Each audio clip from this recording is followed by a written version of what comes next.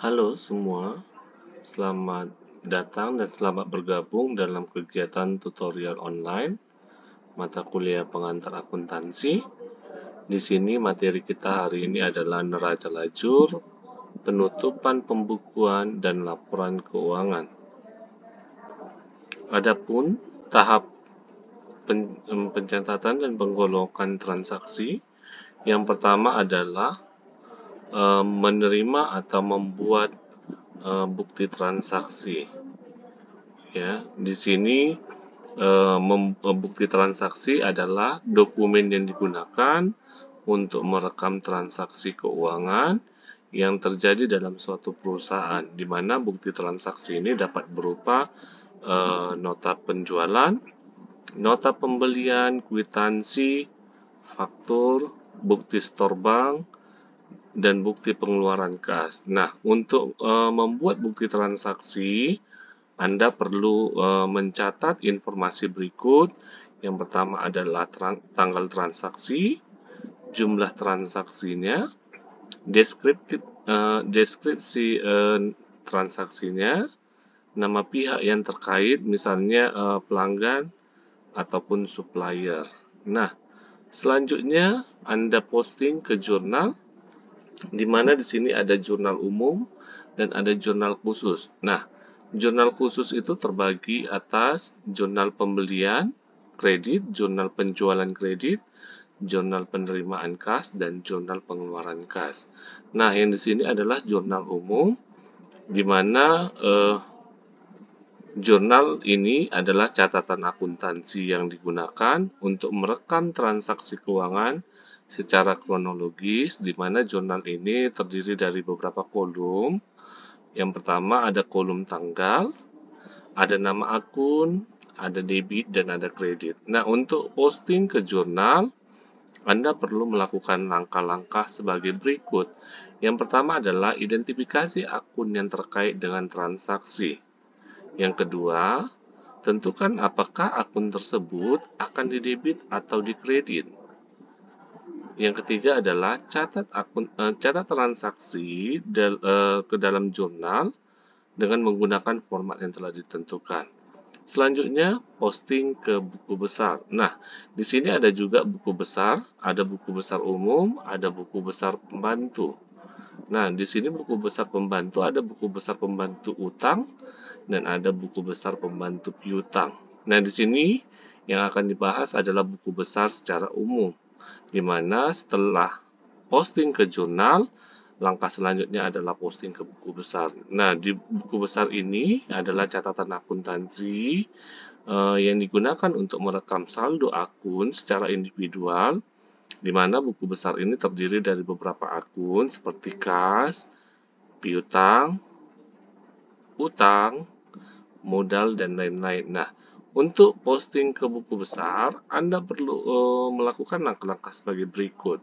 Yang pertama adalah identifikasi akun yang terkait dengan transaksi. Yang kedua, catat transaksi ke dalam buku besar dengan menggunakan format yang telah ditentukan. Yang ketiga, perbarui saldo akun sesuai dengan transaksi yang terjadi. Dengan melakukan posting ke jurnal dan buku besar, Anda akan dapat memantau saldo akun secara akurat dan membuat laporan keuangan yang reliabel. Nah, tahap pengiktisaran dan pelaporan, di sini ada trial balance atau sering disebut dengan neraca saldo, di mana neraca saldo ini adalah daftar yang memuat semua akun dalam buku besar dengan saldo akhir masing-masing akun, di mana neraca saldo ini digunakan untuk memastikan bahwa total debit sama dengan total kredit. Nah, yang kedua adalah ayat jurnal penyesuaian, di mana ayat jurnal penyesuaian ini adalah jurnal yang digunakan untuk menyesuaikan saldo akun-akun yang belum sesuai dengan keadaan sebenarnya. Contoh ayat jurnal penyesuaian adalah yang pertama, penyesuaian untuk beban yang masih harus dibayar. Yang kedua adalah penyesuaian untuk pendapatan yang masih harus diterima. Yang ketiga adalah penyesuaian untuk depresiasi aset tetap. Nah, selanjutnya ada worksheet atau neraca lajur, di mana neraca lajur ini adalah tabel yang digunakan untuk membantu dalam proses penyusunan laporan keuangan, di mana neraca lajur ini memuat semua akun dalam buku besar dengan saldo akhir masing-masing akun serta penyesuaian yang diperlukan. Selanjutnya adalah laporan keuangan, di mana laporan keuangan ada 5 ya. Laporan posisi keuangan atau neraca, laporan laba rugi dan penghasilan komprehensif lain, laporan perubahan ekuitas, laporan arus kas, dan catatan atas laporan keuangan. Nah, tapi dalam laporan keuangan ini yang digunakan hanya 3. Yang pertama adalah laporan laba rugi dan penghasilan komprehensif lain, laporan posisi keuangan, dan laporan perubahan ekuitas. Selanjutnya adalah jurnal penutup, di mana jurnal penutup ini adalah jurnal yang digunakan untuk menutup akun-akun pendapatan dan beban pada akhir periode akuntansi. Nah, jurnal penutup ini digunakan untuk memindahkan saldo akun pendapatan dan beban ke akun laba rugi. Selanjutnya adalah neraca saldo setelah penutupan, di mana neraca saldo setelah penutupan adalah daftar yang memuat semua akun dalam buku besar dengan saldo akhir masing-masing akun setelah jurnal penutup dilakukan. Nah, neraca saldo setelah penutupan hanya memuat akun-akun yang bersifat permanen seperti aset, utang, dan modal. Nah, selanjutnya setelah neraca saldo setelah penutupan ada jurnal pembali sebenarnya ya. Jurnal pembali adalah jurnal yang digunakan untuk membalikan ayat jurnal penyesuaian yang telah dibuat pada periode sebelumnya, di mana jurnal pembalik digunakan untuk memudahkan pencatatan transaksi pada periode berikutnya.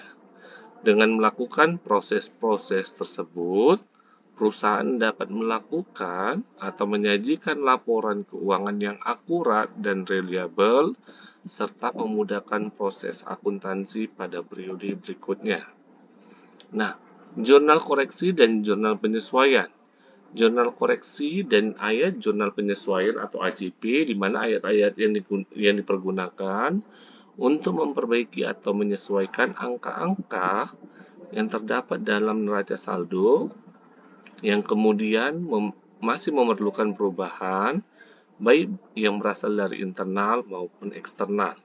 Nah, tujuan koreksi dan penyesuaian yang pertama agar pendapatan dan beban diukur, diakui serta dilaporkan dengan semestinya dan dilakukan pada akhir tahun serta pada saat pelaporan keuangan atau pada saat kondisi tertentu.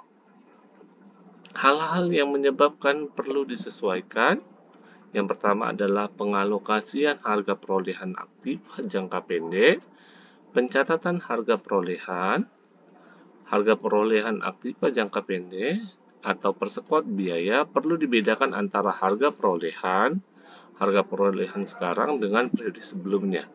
Yang kedua adalah pengalokasian pendapatan yang diterima di muka, pendapatan yang telah dicatat karena uangnya telah diterima terdahulu. Yang ketiga adalah pengalokasian harga perolehan dari aktiva jangka panjang atau aktiva tetap bila perusahaan membeli aktiva jangka panjang. Yang selanjutnya adalah biaya yang terutang atau bertambahnya biaya, dan yang selanjutnya adalah pendapatan yang tertagih atau bertambahnya pendapatan. Menyusun neraca lajur atau worksheet adalah kertas kerja atau work paper yang digunakan akuntan untuk mengiktisarkan ayat jurnal penyesuaian dan saldo akun untuk penyusunan laporan keuangan pada akhir periode akuntansi, di mana fungsi dari penyusunan neraca lajur adalah sebagai berikut. Yang pertama adalah alat bantu dalam penyusunan laporan keuangan. Yang kedua, alat pengawasan bila terjadi kesalahan yang mungkin terjadi pada jurnal penyesuaian. Yang ketiga adalah alat untuk memeriksa ketepatan perhitungan yang telah dilakukan. Berikut contoh neraca lajur 10 kolom, di mana ada kode akun, keterangan, neraca saldo debit kredit, ayat jurnal penyesuaian debit kredit, neraca saldo setelah penyesuaian debit kredit, laporan laba rugi debit kredit, dan neraca atau laporan posisi keuangan yang di debit dan kredit. Nah, penyusunan neraca lajur yang pertama, buatlah neraca lajur dengan bentuk 10 kolom seperti contoh di atas, lalu dituliskan judul laporan yang terdiri dari nama perusahaan, kata neraca lajur periode penyusunan. Yang kedua adalah memindahkan perkiraan-perkiraan buku besar sesuai dengan nomor perkiraan berikut saldonya pada kolom neraca saldo, dan perhatikan keseimbangan antara sisi debit dan kredit. Yang ketiga adalah buat ayat jurnal penyesuaian dan pindahkan ke dalam kolom penyesuaian atau AJP pada sisi debit dan kredit. Setelah kolom penyesuaian terisi semua, maka kemudian diisi kolom neraca saldo setelah disesuaikan. Setelah semua perkiraan telah dipindahkan ke kolom neraca saldo setelah disesuaikan, maka jumlahkan kolom neraca saldo setelah disesuaikan tersebut, baik debit maupun kredit, dan periksa keseimbangannya. Setelah kolom neraca saldo disesuaikan, terisi semua dan jumlah seimbang, maka isi kolom rugi laba dan kolom neraca. Setelah semua perkiraan nominal telah dipindahkan ke kolom rugi laba, maka jumlahkan baik itu debit maupun kredit. Jika jumlah kredit lebih besar daripada jumlah debit, maka selisihnya merupakan sisa laba yang ditulis pada sisi debit agar jumlahnya menjadi seimbang. Dan jika jumlah debit lebih besar daripada kredit, maka selisihnya merupakan sisa rugi dan tulis pada sisi kredit agar jumlahnya menjadi seimbang. Setelah sisa laba atau rugi dipindahkan ke neraca, maka jumlahkan kolom neraca tersebut baik debit maupun kredit dan jumlahnya harus seimbang. Laporan keuangan harusnya ada 5, tapi yang dikerjakan hanya ada 3, ya. Yang pertama adalah laporan laba rugi. Laporan laba rugi disusun untuk menggambarkan hasil operasi perusahaan dalam suatu periode waktu tertentu. Yang kedua adalah laporan perubahan modal atau laporan perubahan ekuitas, di mana hasil operasi perusahaan yang berupa laba atau rugi akan berpengaruh terhadap modal pemilik. Dan biasanya laporan perubahan ekuitas ini merupakan laporan perantara, di mana laporan perantara antara laporan laba rugi terhadap neraca, di mana modal akhirnya masuk ke dalam laporan posisi keuangan atau neraca. Yang selanjutnya adalah neraca atau laporan posisi keuangan adalah suatu daftar yang menggambarkan aktiva atau harta kekayaan, kewajiban, dan modal yang dimiliki oleh suatu perusahaan pada suatu saat tertentu. Selanjutnya ada laporan arus kas. Laporan arus kas ini laporan yang memberikan informasi ikhtisar arus kas masuk dan arus kas keluar. Dalam suatu periode akuntansi terdapat 3 aktivitas dalam laporan arus kas, yaitu aktivitas operasi, aktivitas investasi, dan aktivitas pendanaan. Demikian yang dapat saya sampaikan. Sekian dan terima kasih.